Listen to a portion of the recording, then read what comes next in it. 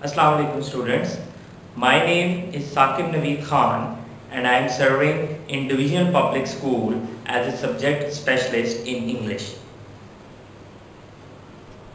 Bismillahirrahmanirrahim. So students, now we are going to discuss our today's topic, and this is very important topic about non-finite verb. And students, end of the lesson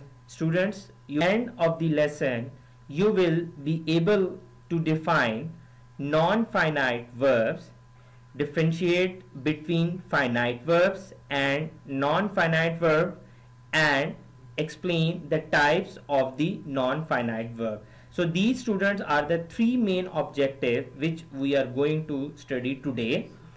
So first, student, as you can see that what is a finite verb, what actually the definition of finite verb, and what is the function of finite verb. So here students, a quick test for you, and I want you to identify the three main things in these sentences. You have to identify the verb, the subject, and what type of tense is this. So these three things you have to identify in the next coming slide. So here, as you can see students, that there are three sentences. I hope you have read easily, very easy sentences. Now students, in the previous slides, as I taught you, that you have to identify the three things: what is the subject in the sentence, what is the verb in the sentence, and which type of tense is this. Have you read, students? Okay, very good. So now after that, I hope you have watched it very carefully. Okay, so here, as you can see that there is a table in front of you. Now you can see that subject, verb, and which type of tense was that. So about the first sentence, my friend enjoyed the party.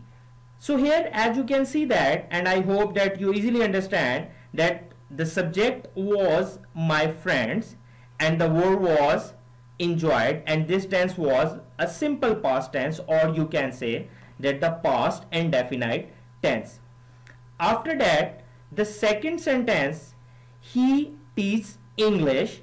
So the subject was he and the verb was teach, and this sentence belongs to simple present tense. Obviously you easily understand and you easily identify this sentence.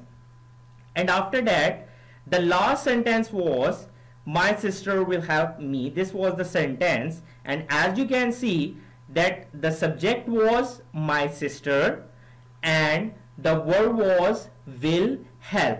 So, and this tense belongs to simple future tense, or you can say that a future indefinite tense.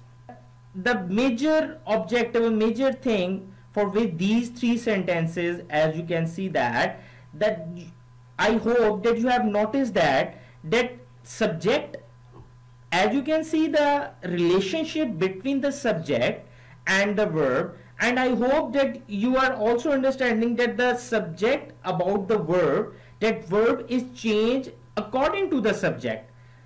If you see in the simple past sentence, or even the simple present sentence, or even these future tense, the verb is changed according to the subject with the help of a subject. So what actually the finite verb is that it actually a form of verb, as you can see, and it is closely connected with the subject. First thing, it shows the tense. Second, and it agrees with the subject in number and person. So student, these three things which you have seen that in all three sentences, that this is the definition of finite verb.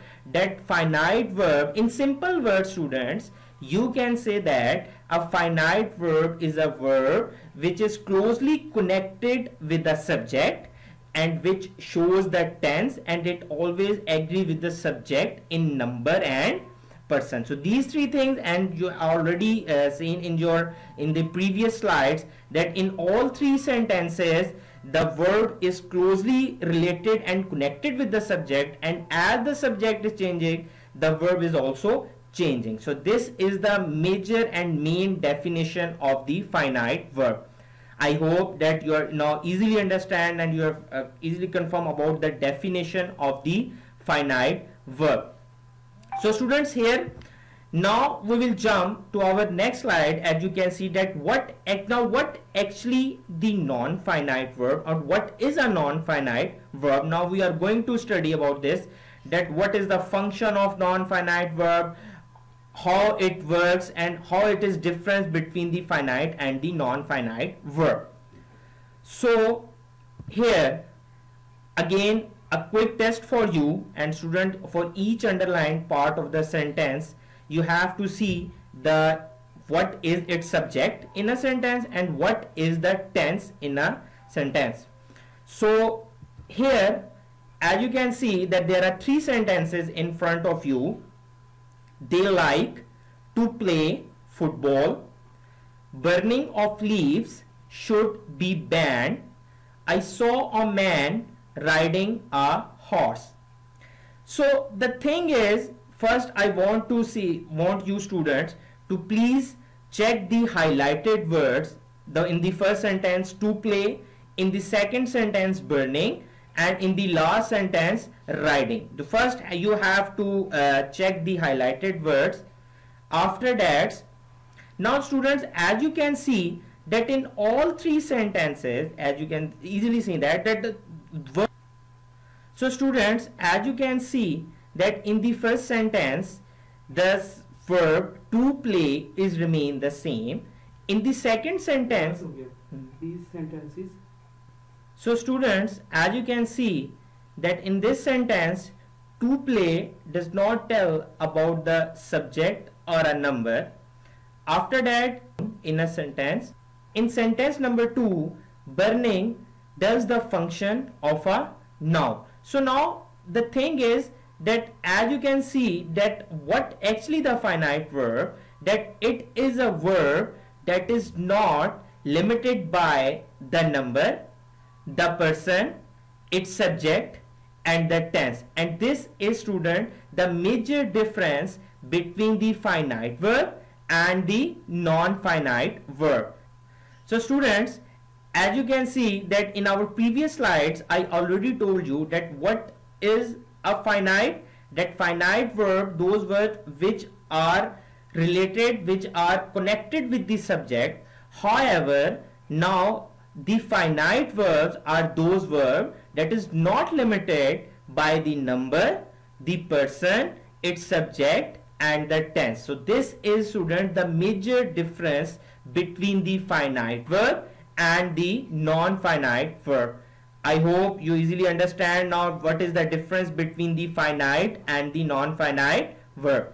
Good. Now student, we will jump to our next topic, and which is also related to this topic, that what. So student, here as you can see in this slide, the types of non-finite verbs. So student, there are three types of non-finite verb: the gerund, the infinitive, and the last is the participle.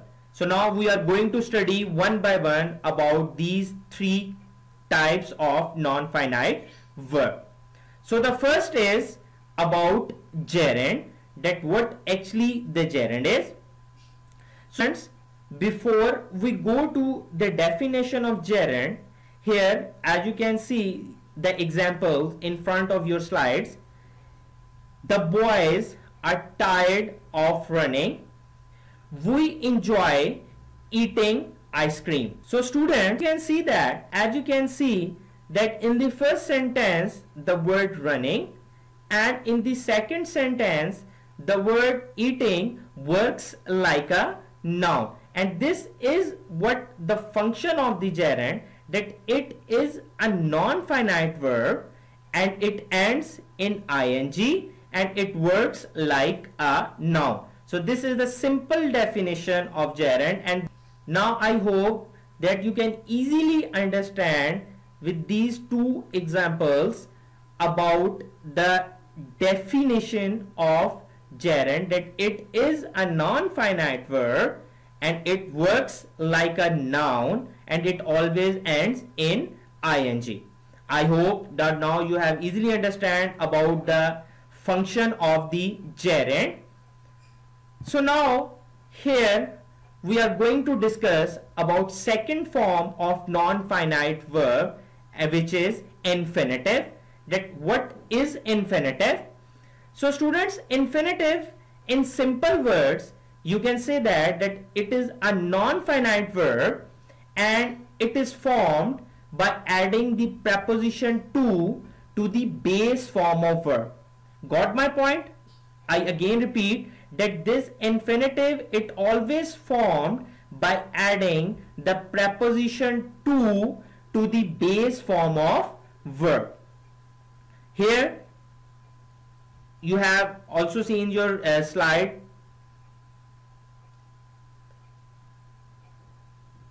So here you can also see that examples are there of infinitive. The first example, it is easy to know when someone is lying. She wants to go on a world tour. So in these two sentences, student, now you easily understand the two highlighted words. In the first sentence, to know, and in the second sentence, to go, it works as a infinitive, and this is the definition of infinitive, that it also is formed by adding the preposition to the base form of verb. Got my point? Going to discuss about participles, that what we are going to study about what are participles and what is the function of this participle. So students, participle is a verb that does the work of an adjective. Very easy, you can easily understand. Keep this thing in your mind, that participles is a verb that does the work of an adjective, that it always works like an adjective. So this participle, students, is further subdivided, or you can say that it has three forms. First, present participles, past participles, and perfect participles. So these are the three forms of participles: present participles, past participles, and the perfect participle. So now we are going to study one by one about the function of these three forms of the participles. So first is, students, as you can see in this slide, what is present participles? So student, present participles, keep this thing in your mind, that present participle, it always ends in ing and it shows an incomplete action. Keep this thing in your mind, incomplete action. This is the function of the present participle. So here, as you can see in these two examples, opening the door, she went out hastily. I comforted the crying child. Now these two highlighted words, in the first sentence, students, the word opening, and in the second sentence, the word crying, it shows an incomplete action, and it, as you can see, that all these two words, it end with the ing. So this is the present participle. That present participle, it always ends in ing and it shows an incomplete action, and this is the definition of the present participle. So students, I hope now you have understood about the function of the present participle. Now we will jump to our next form of participle, and that is perfect participle. That what is the perfect participle? So students, the perfect participles, it always indicates completed action used as an adjective. This is the function of the perfect participle, that perfect participle always indicates or shows the completed action used as an adjective. And here in the brackets, as you can see, that this is, in simple words, you can say the formula of the perfect participle, having, by putting having or having been with the past participle. So here, for your understanding, you also have seen your two examples. Having completed his work, he switched on the TV. Having said that, I will now point out the difference. Now in these two sentences, now you have clearly seen the highlighted word. In the first sentence, having comes with the past participle form completed, and in the second sentence the word having again come with the past participle said. So when in simple words the perfect participle is always indicates the completed action. As you can see in these two sentences, the sentence is completed and it shows used as an adjective, and this is the definition of the perfect participle. I hope you easily understand now about the function of the perfect participle, that what is perfect participle and how this perfect participle works. Yeah. So students, now you easily understand about the present participle, what is the function of present participle, and after that the perfect participle, that and how this perfect participle works. And with that, our last form is past participle. And students, this past participle, it is the form of the participle, and it always ends by putting d, ed, en or n with the last form, or you can say that. So students, and after that perfect participle, our last form of participle is past participle. And students, our last form of participle is past participle, and students, our last form is the past participle, and past participle ends with d, ed and en form of verb. Present participle, perfect participle and the past participle. I hope you have easily understood about this, and students, I hope that now you have easily understood about the definition of finite and non-finite verb. What is the difference between finite and non-finite verb, and also the three forms of non-finite verb, which is gerund, infinitive and participle, and how the participle is further subdivided into three forms, and that is present participle, perfect participle and past participle. I hope you have easily understood, students, about this. And in the end, so students, if you have any query or any problem related to this lesson, related to this topic, you already know that we have also our WhatsApp groups of each class, and so you can ask your problems in this group. I hope you have understood about this whole topic. Thank you so much. God be with you.